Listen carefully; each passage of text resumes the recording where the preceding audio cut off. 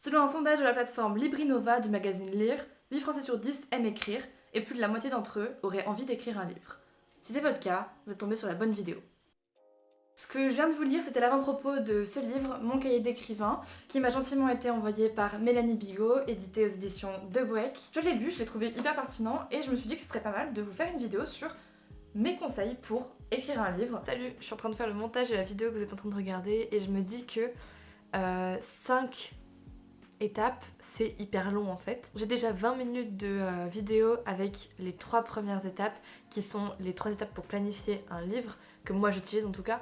Donc je pense que le mieux c'est que je coupe à là et que peut-être que je fasse un second épisode plus tard sur comment écrire un livre à partir du premier jet. Parce que en une seule vidéo expliquer tout le processus pour faire un livre c'était hyper long et ça fait une vidéo qui dure 1000 ans. Planifier un livre ça prend du temps, planifier un livre ça peut être long. On n'est pas obligé de le planifier autant en détail que ce que j'ai fait pour mon premier livre. Tout ce que je vous donne ici comme conseil c'est par rapport à ce que moi j'ai fait, mais je pense que ça peut quand même vous aider à avoir des idées pour commencer à écrire en fait. Donc du coup je vous laisse avec la suite de la vidéo avec mes 3 étapes pour planifier un livre, et si vous voulez en savoir plus sur l'écriture en général et sur comment écrire un livre, n'hésitez pas à lire le livre de Mélanie Bigot. Sur ce, je vous laisse, bonne vidéo.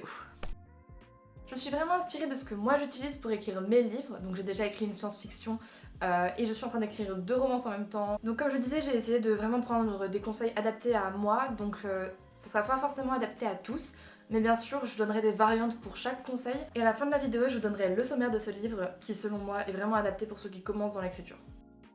Rentrons directement dans le vif du sujet. Quelles sont mes étapes pour écrire un livre? Comment est-ce que selon moi on écrit un livre? Premier disclaimer, chaque auteur est différent. Second disclaimer, chaque livre est différent. Donc vous allez écrire différemment de tous les autres auteurs et tous vos livres seront écrits différemment les uns des autres.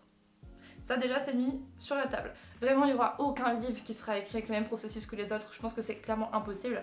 Il y a tellement de façons différentes de faire les choses et de plans différents, de façons aussi de créer les histoires différentes, que c'est pas possible d'écrire tous les livres de la même manière. Mais vous avez quand même des schémas qui se répètent généralement, des schémas que presque tous les auteurs suivent, et aussi des schémas que presque tous vos livres suivront. La première étape selon moi pour écrire un livre, c'est trouver une idée, bien sûr. Il y a forcément une idée à la base de tout livre. Là, franchement, pour trouver une idée, il n'y a pas vraiment de schéma. Mais je pense qu'il y a différents auteurs. Moi, par exemple, je sais que mes idées me viennent comme ça. Je peux me promener dans la rue, voir quelque chose et me faire hop là, idée. Et je le note sur un papier ou sur mon téléphone. Je pense pas qu'on puisse forcer une idée à venir, mais je pense pas non plus que l'inspiration, ça soit quelque chose qui vienne tout le temps quand on l'attend pas. On peut aussi provoquer l'inspiration, c'est ça que je veux dire. Par exemple, je sais que moi, il y a 1 an, j'ai fini d'écrire mon premier livre, ma science-fiction, et j'avais pas d'idée pour la suite. Et du coup, je me suis posée, je suis allée sur Spotify, je me suis posée sur mon bureau, j'ai mis des playlists et j'ai écouté plein de musique jusqu'à ce qu'il y en ait une qui me donne une idée de livre. Et en fait j'ai développé l'idée et j'ai commencé à écrire. Mais c'est vrai que ça peut être compliqué d'avoir ce déclic, cette idée qui vient, et surtout de savoir si l'idée est bonne ou pas, si l'idée est viable ou pas, si on peut en faire un livre en fait. Comment est-ce que moi je trouve mes idées? Mes idées je les trouve grâce à la musique. Je fais des playlists pour chacun de mes romans, d'ailleurs j'en reparlerai tout à l'heure. Je trouve aussi mes idées grâce à Pinterest. Vraiment c'est un bon endroit Pinterest, tu scrolles dessus et tu regardes des trucs qui t'inspirent. À un moment tu vas te dire oh tiens ce personnage m'inspire, tiens il pourrait être pas mal pour une histoire. Ah ceci aussi, imaginons que les deux sont dans un château, imaginons qu'il y a un antagoniste qui vient et qui détruit le château et du coup il faut qu'il le retrouve parce qu'il a tué nanana. Aussi la plus grande source d'inspiration je pense pour écrire un livre, c'est votre vie à vous, votre propre vie. Je pense que la plupart des auteurs s'inspirent en majorité de leur propre vie. C'est pas qu'on va essayer de reconstituer notre vie, mais c'est juste que selon moi, quand tu écris un livre, c'est une façon de t'exprimer. Et des fois, t'arrives pas à dire des choses à voix haute en parlant avec des gens ou t'arrives juste pas à exprimer ce que tu veux exprimer et t'as besoin de l'exprimer en images, en histoire, en livre en fait. Les idées vraiment, faut pas les forcer à venir, elles viendront toutes seules. Elles peuvent vraiment être liées à n'importe quoi, généralement aux 5 sens, à quelque chose que tu touches, à quelque chose que tu vois, que tu entends, à un mot que tu lis, même à une histoire que tu lis. Tu peux lire une histoire et ça t'en inspire une autre, c'est pas du plagiat. Si tu t'inspires de quelque chose pour faire quelque chose d'autre, tant que tu plagies pas la chose de base, c'est pas du plagiat, c'est juste t'en inspirer. Quand vous avez votre idée, faites attention à bien la garder, mais vraiment bien. C'est-à-dire que vous allez soit la noter sur une feuille ou un carnet. Moi je sais que j'ai mon carnet Ce carnet-là, c'était le carnet de mon premier livre, ma science-fiction, et je suis actuellement en train de faire la réécriture de Citeris, et donc je réutilise ce carnet pour noter toutes les idées que j'ai. C'est super important de noter toutes les idées que vous avez. L'idée, si tu l'attrapes pas et si tu la notes pas, que tu la gardes pas bien précieusement, elle va partir, c'est sûr. Et même si tu te dis, ouais bah c'est une idée facile, je vais m'en souvenir plus tard, non, tu t'en souviendras pas. Note-la. Et donc moi, ma technique pour me souvenir des idées de livres que j'ai, c'est qu'au lieu d'écrire l'idée de livre sur un carnet quand elle est encore un peu trop vague dans ma tête, quand je suis pas sûre de l'écrire un jour, eh bien je prends Spotify et je crée une playlist pour ce roman. Et vu que j'ai une mémoire assez auditive et surtout que la musique ça me parle vraiment, eh ben je peux créer une playlist et revenir dessus quelques mois après et en fait toujours avoir le mood du livre dans ma tête et retrouver toute l'histoire. Dès que je réécoute l'une des musiques de la playlist, ça me remet en tête toute l'histoire dont j'avais eu l'idée. Donc c'est vraiment pratique ça. Il y en a qui marchent avec le visuel, donc par tableau Pinterest par exemple. Ça peut être une très bonne idée de faire des tableaux Pinterest pour tes romans. J'en ai jamais fait, mais je sais que j'ai quand même des tableaux par personnage et ça m'aide vachement à me souvenir de chaque personnage, enfin du rôle et de la façon d'être de chaque personnage. Maintenant que vous avez un peu l'ambiance du roman en tête, les premières idées écrites sur un carnet, une playlist de fête ou un tableau Pinterest de fait, vous pouvez commencer à planifier votre roman. Et c'est la deuxième étape. Parmi les auteurs, on distingue généralement deux types d'auteurs, les architectes et les jardiniers. Les architectes, ils vont vraiment planifier tout leur roman de A à Z et mettre chaque pièce l'une au-dessus de l'autre sans rien laisser au hasard finalement. Et lorsqu'ils vont commencer à écrire leur premier jet, ils auront déjà tout en tête, tout le plan en tête. Il faut une planification détaillée. Alors que les jardiniers, c'est comme s'ils plantaient une première graine au début, ils ont une idée de base et ils vont construire autour de cette idée de base et l'amplifier durant l'écriture de leur livre. Mais du coup, avant de commencer leur premier jet, ils n'auront pas de plan. Ça, c'est les deux types d'auteurs qu'on distingue, mais selon moi, personne n'est réellement entièrement jardinier ou entièrement architecte. On est forcément entre les deux. C'est vraiment les deux limites et on se situe chacun sur ce segment entre jardinier et architecte. Donc comme je vous ai dit, chaque auteur est différent, donc on est tous sur l'échelle à un endroit différent. Et aussi chaque livre est différent, donc chaque livre va avoir un niveau de planification plus ou moins grand. Pour Citeris, mon premier livre, j'ai fait une planification énorme, j'ai fait 35 000 mots de planification. Et cette planification, elle peut limite être considérée comme un premier jet en fait. Donc je vais vous expliquer cette méthode-là de planification, qui est la mienne pour mon premier livre, mais qui n'a pas été la mienne pour mes autres livres. D'ailleurs, je vais peut-être reprendre cette méthode un jour, mais en plus light. Ça m'a quand même pris 2 mois pour mon premier livre. C'est énorme, 2 mois pour planifier un livre. Vous inquiétez pas, vous prendrez moins de temps normalement. Donc comment j'ai fait ? J'avais mon carnet, que je vous ai montré tout à l'heure, sur lequel à chaque fois que j'avais une idée, je la notais. Le plus souvent, c'était le soir avant de me coucher dans mon lit, quand j'allais m'endormir. Bam, une idée arrive, je me lève, je prends un post-it, je note l'idée. Le lendemain matin, je regarde mes post-it, je note toutes les idées sur mon carnet et je garde tout précieusement dans mon carnet. Et après, en fait, le fait de l'écrire dans le carnet, ça va vous l'ancrer dans votre tête. Si vous l'écrivez pas, vous allez l'oublier. Par contre, si vous l'écrivez, ça va quand même l'ancrer dans votre tête. Et quand vous repenserez à votre roman, vous n'aurez pas perdu toutes les idées dans votre tête. C'est-à-dire que j'ai pas besoin de relire mon carnet pour savoir comment est mon livre ou pour savoir l'idée que j'ai eue il y a 4 jours. Le fait de l'avoir écrit dans mon carnet, ça l'a ancré dans ma tête. Mais si je l'avais pas écrit, je suis sûre que je l'aurais oublié sur le moment. D'ailleurs, il y a plein d'idées que j'ai oubliées sur le moment. Genre, au lieu d'aller prendre mon post-it pour noter l'idée, je suis allée dormir et je l'ai oublié le lendemain matin. J'avais trop le seum. J'avais plus mon idée. Je vais m'en souvenir plus tard. Non, tu t'en souviendras pas. Note-la.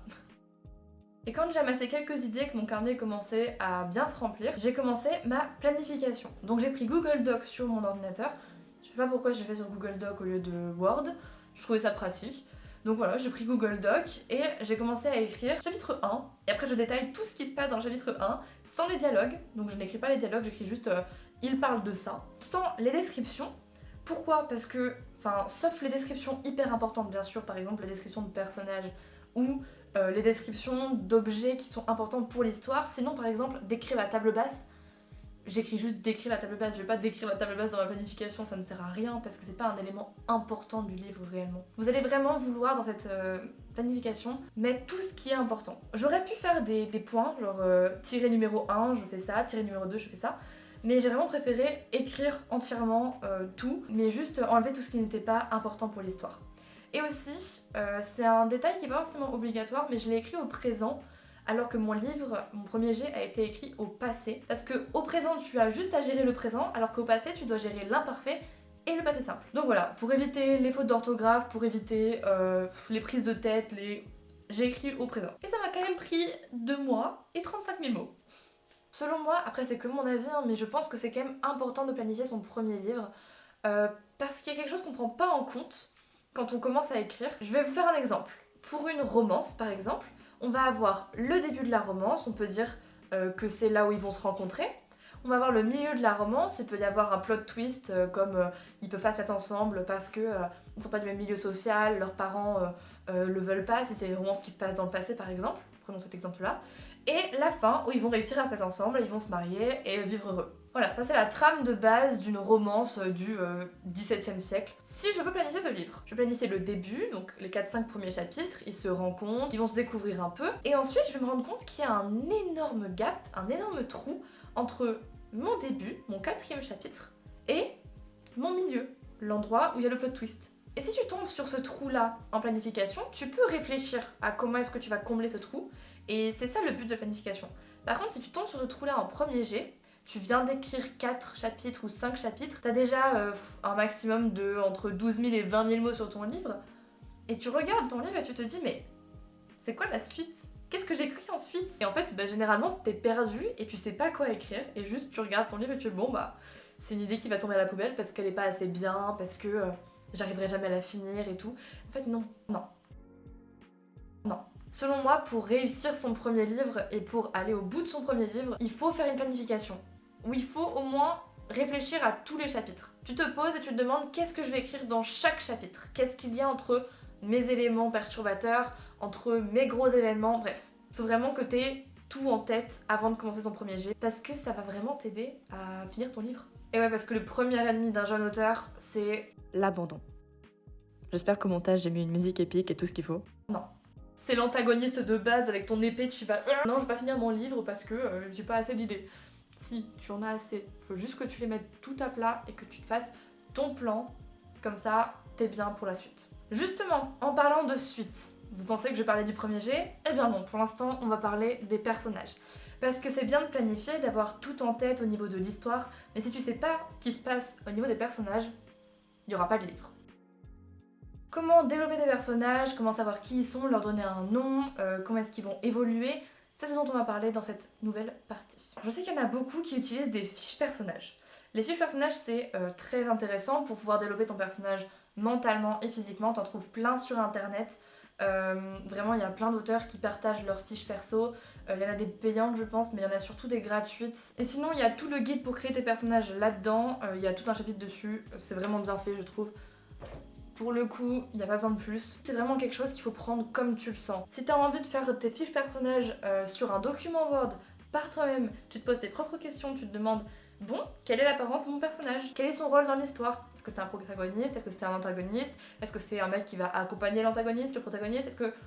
Bref, quelle est son évolution physique dans l'histoire ? Donc est-ce qu'il va changer de cheveux, de couleur de cheveux, de taille de cheveux ? Est-ce qu'il va changer en termes de façon de s'habiller ?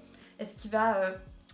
Il y a des petits bouts d'écharpe qui volent. Les gars, il y a plus d'écharpe dans l'air que sur mon écharpe, sérieux. Comment mon personnage va évoluer mentalement. Donc ça, c'est super important dans tout ce qui est contemporain, romance. Aussi, pense, si jamais tu fais un livre sur, par exemple, 10 ans, à faire évoluer les personnages mentalement et physiquement entre le premier jour et le dernier jour. Sinon, ce sera pas cohérent ni réaliste parce que tes personnages n'évoluent pas alors qu'il y a 10 ans qui se sont écoulés. Et faire des fiches personnages, ça te permettra de répertorier tout sur leur apparence physique, tout sur leur mentalité, tout sur leurs problèmes psychologiques, tout sur leurs amis, leur famille, tout au même endroit. Leurs faiblesses, leurs qualités. Et si jamais t'as la flemme de faire des fiches perso, comme moi, tu peux éviter les fiches personnages.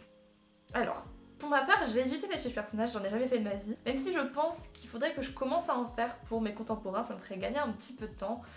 Mais si jamais t'as un peu la flemme et que tu aimes pas trop le processus des fiches personnages, n'hésite pas à faire comme moi et prendre un document Word et écrire par exemple une scène d'un personnage. Tu prends le personnage, t'écris une scène de ce personnage-là au début du livre.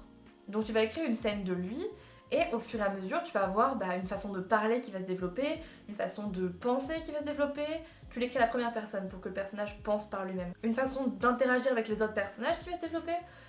Et au fur et à mesure, tu vas en apprendre un peu plus sur ton personnage et le développer et le créer en fait en l'écrivant. Voilà comment moi je crée mes personnages. Je crée mes personnages en les écrivant. Donc pour mon premier livre, ça a été en faisant la planification parce que j'avais pas vraiment d'idée de comment seraient réellement mes personnages avant la planification.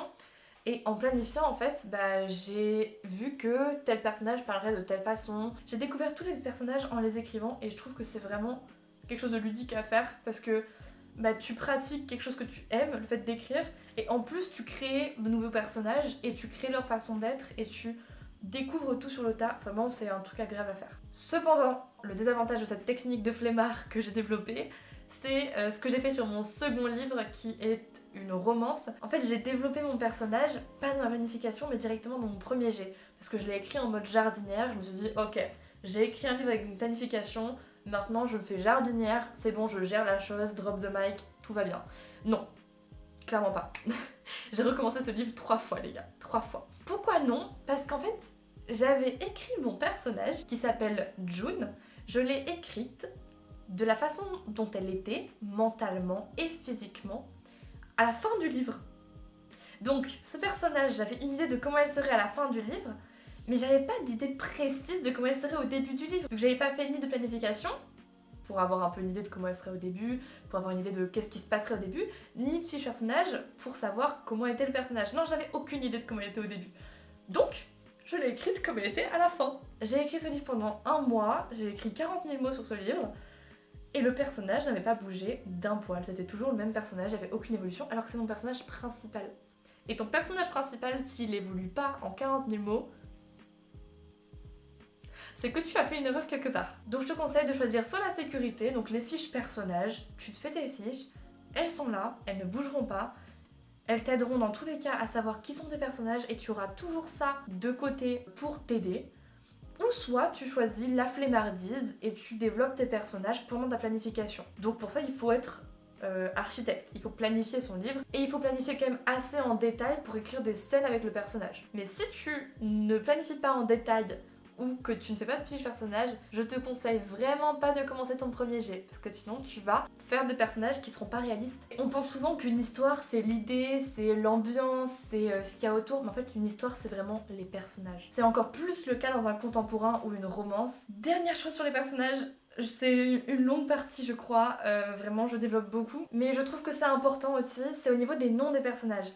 Les noms des personnages, moi ils me viennent comme ça, ils me saute au visage. C'est soit je regarde sur des sites internet genre prénom.com ou prénom pour bébé, je regarde des listes de prénoms et tant qu'il n'y a pas un prénom qui me saute au visage, un prénom où je me dis c'est mon personnage, je ne choisis pas.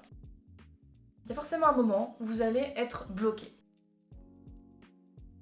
Mettez-vous dans l'ambiance de votre livre. Il faut que vous ayez un support extérieur de votre livre qui vous rappelle votre livre et qui puisse vous mettre dans l'ambiance. Donc j'ai cité Pinterest et Spotify tout à l'heure. Je citerai que ces deux-là parce que c'est les deux dont j'ai l'idée. Mais vraiment, faites-vous un tableau Pinterest avec l'ambiance de votre livre ou alors une playlist Spotify avec l'ambiance de votre livre. Pour faire la playlist, c'est pas compliqué. Soit vous avez déjà une musique qui vous parle et après vous complétez avec d'autres musiques. Soit vous allez voir, vous tapez sur Spotify l'ambiance de votre livre, par exemple science-fiction, votre genre de votre livre ou peut-être un mot-clé. Vous allez regarder les playlists qui existent déjà dans ce genre-là. Et vous prenez l'une des playlists et vous écoutez quelques musiques, il y aura forcément une musique qui vous parlera et qui vous évoquera votre livre. Si c'est le cas, vous la mettez dans votre playlist intitulée comme votre livre et vous continuez à compléter votre playlist à chaque fois que vous allez sur Spotify et au fur et à mesure vous créerez une vraie playlist avec l'ambiance de votre livre et dès que vous la mettrez dans vos oreilles, vous serez dans votre livre. C'est hyper important de toujours garder un moyen extérieur de l'écriture pour vous mettre dans votre livre. Parce que la motivation, quand elle compte que sur votre capacité à vous dire je vais aller écrire, ça ne marche pas. Enfin moi en tout cas ça ne marche pas. Si tous les soirs il fallait que je me dise je vais pas regarder Netflix, à la place je vais écrire, c'est tout. Je vous dis, il y a des soirs où j'irai regarder Netflix. Donc à la place de faire ça, quand je me lève le matin, je me dis tiens, ce soir je vais écrire, quelle scène est-ce que je vais écrire? Je mets mes écouteurs dans mes oreilles quand je vais au lycée et j'écoute pendant que je vais au lycée la playlist de mon livre et je me demande tiens, il peut se passer ça et ça. Et si vous savez déjà ce que vous allez écrire, vous allez avoir envie de l'écrire. Voilà, s'il y a un truc à retenir de cette vidéo, c'est pas forcément les conseils que je vous ai donnés, parce que je pense que vaut mieux vous créer vos propres conseils, vous faire votre propre expérience. Ce qu'il y a à retenir, c'est que c'est faisable. Vous pouvez le faire. Et tout le monde peut le faire. Alors pourquoi pas vous? Si vous avez envie de vous lancer, osez. Vraiment, osez. Osez vous lancer. Et vous pourrez avoir que du positif par la suite. Je vous avais promis de vous lire le sommaire du livre du coup de Mélanie Bigot. Alors, elle donne 10 étapes. Première étape, trouver son idée de roman. Deuxième étape, définir sa cible et ses attentes. Troisième étape, instaurer une routine d'écriture efficace. Quatrième étape, créer des personnages réalistes. Cinquième étape, planifier son roman. Sixième étape, ne pas négliger l'Inkipit. Septième étape, déterminer le rythme de son roman. Huitième étape, soigner et nourrir son style. J'ai plus de place là, donc je vais recommencer en haut. Neuvième étape, construire une bonne fin de roman. Et dixième étape, relire et réécrire son premier jet.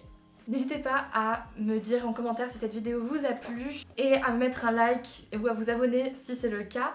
J'ai très chaud, je vais enlever ce truc. C'était bien de faire style hiver et tout, mood de Noël dans la vidéo, mais là j'ai très chaud.